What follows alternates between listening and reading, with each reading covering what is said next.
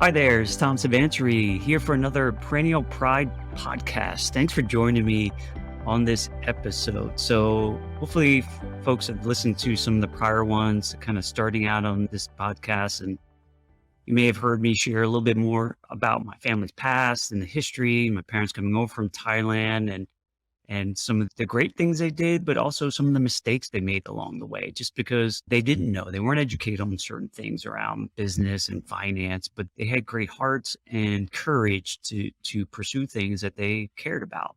And for my father's sake, being a physician, he certainly cared about patients and he cared about helping others. He was generous almost to a fault.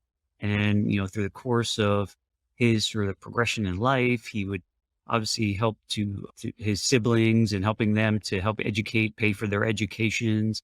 He led a lot of efforts to the Thai community, the physicians community, and using a lot of his own resources to help others. And I think at his heart, that's the impact he wanted to make on this earth. He wanted to help others. Unfortunately, in a lot of ways, he wasn't selfish enough. He wasn't providing resources for his family. He wasn't saving for his future. He was giving a lot of his wealth to others. And he didn't use his wealth to create more wealth for him, to give him all the even more ability to provide impact. Unfortunately, and it led to a unfortunate demise in terms of his financial state and bankruptcy and all that stuff that just did not end well. And so with this episode, what I want to share a little bit more is the importance. I think we all want to have freedom and control and, ability to impact things and spend our days we in the ways we want to. But having the resources to do that will give people that freedom. And it isn't just coming from our jobs or our businesses and the income that comes from that. We have to use those dollars productively. And so if you didn't listen to a prior family banking episode, I would really highly encourage you to go back there and learn just a little bit more about the foundation. That's just building the safe house of money and use of our dollars, the storage of our dollars. But then we have to deploy those dollars, right, to grow investments. That was investment. Investments have to grow our wealth and bring us back income. I affectionately call it sending our money out to bring back more friends.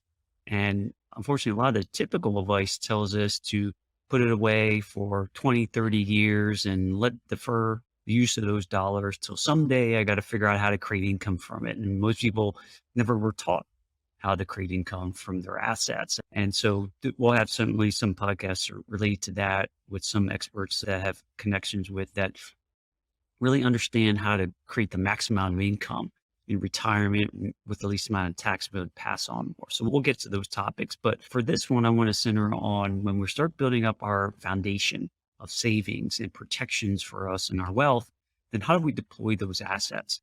And so what I would highly encourage you to think about is what are things that you can have more control over and which ultimately leads to less risk in my mind. If you can control an asset in some shape or form or have more direction, it will likely lead to less risk. You can figure out different ways and be creative on how to create the most value out of those assets. And so if we think about the foundation is the family bank and sort of the protections around our assets, our income and life, then the second level is I would consider tier 2, and that's where we start investing.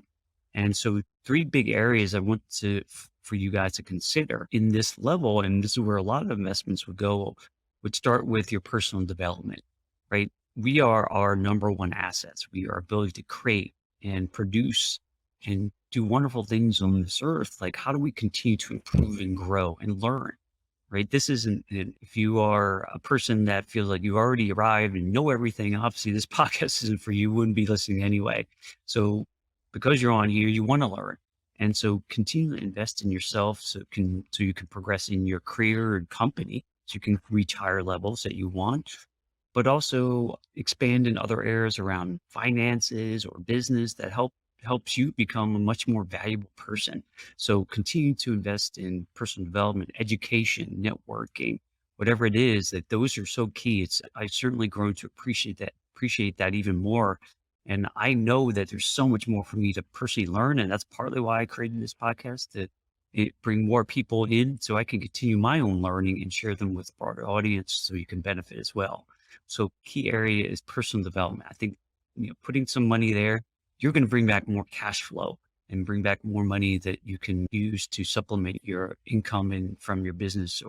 And I've done that with my business. I put a lot of money into my financial practice to boost that up in areas that I'm not strong at. So I know that those are big areas that are boosting my productivity and giving my business the legs to continue to grow faster and provide more value to others. A second area is think about your business, right? I mentioned businesses. So to me, creating business, this is what this economy has been built on, a lot of small business owners and large. And, I think for a lot of the educational systems and how we're supposed to do things, it's geared most people to jobs. And that's how I was started that way. Realize that a lot of the benefits that this economy gives, and certainly around taxation, is centered around businesses, and most of the wealthy people have businesses in some shape. Obviously, the billionaires are the largest. They're business owners, right? They didn't just invest in the stock market. That's not how they made their wealth. And so, starting a business is one of the key areas that I would suggest, even if you have a W-2 job, that you explore this route. And what are some of the things you just have naturally passion in? You want to create a side business to start, just to try it out, and see what other areas that give you some extra boost and energy in your life and passion that you can pursue. Because businesses, in a lot of ways, you're just solving problems, you're providing great service to people, and there's a lot of advantages to them from a obviously wealth building perspective, income generation, and certainly tax mitigation and tax advantages. And so certainly something to consider as you move forward. And the third area that, I think I would encourage people to consider is real estate. And this is an area that I have a strong connection to, started learning 10 plus years ago and investing pretty heavily in. And there's a lot of different ways to invest in real estate. But the first place I would have you think about is at least direct ownership of real estate. And that comes with being educated. That's why you're here. It's part of the journey of personal development, is to learn about these things. And real estate, there's a lot of ways, but direct ownership has so many benefits to it, from being able to create income, to being able to leverage other people's money to control larger assets, tax advantages, and certainly growth of an asset that we've seen more recently. And there's a lot of advantages to passing on wealth to the next generation. And so and they really operate as a business, as real estate. And so that's where I use funds from my family bank to basically invest in either business, personal development, or real estate, and just funnel money there and controlling that asset in both ways, not only from the financing arm, but to the investment itself.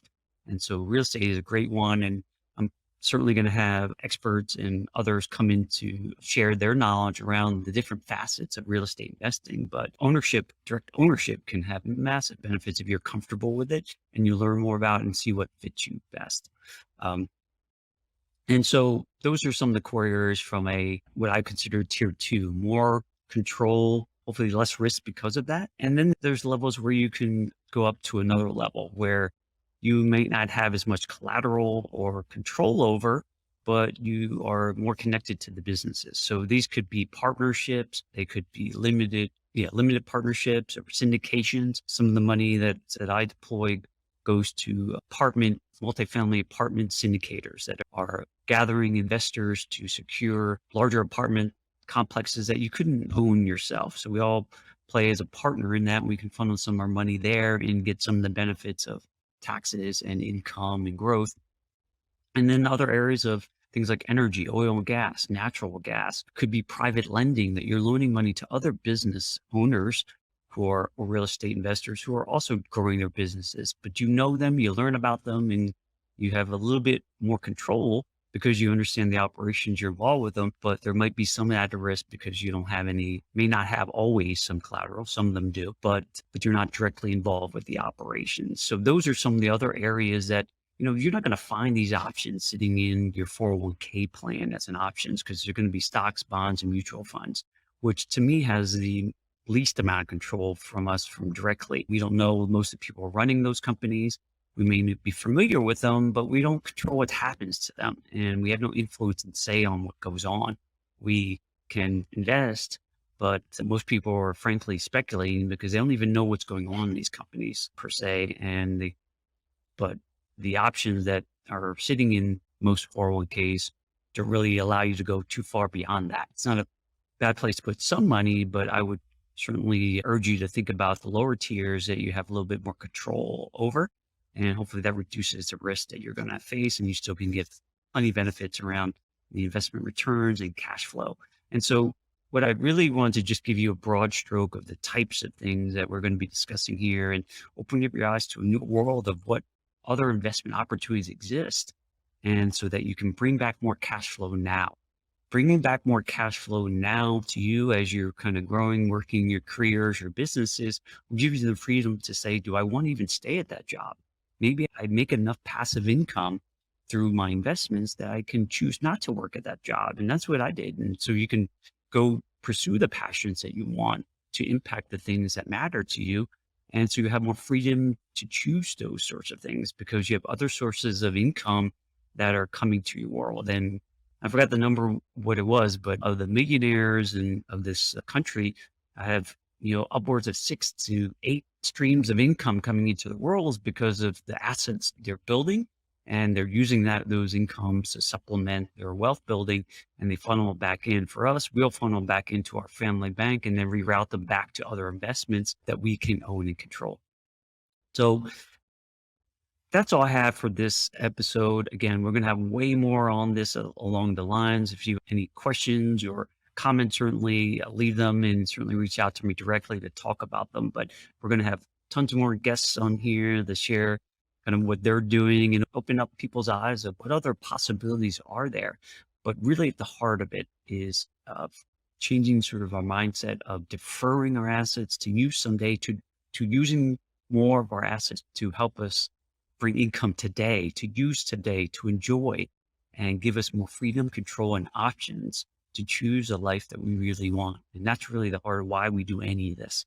Not just to build up a pile of money to just look at it and be proud. It's giving us the ability to use our assets to bring us income to help us live the life we want. So thanks for joining me on this podcast, and look forward to future ones and bringing you more great education. And certainly send me comments, questions, and see you on the next one.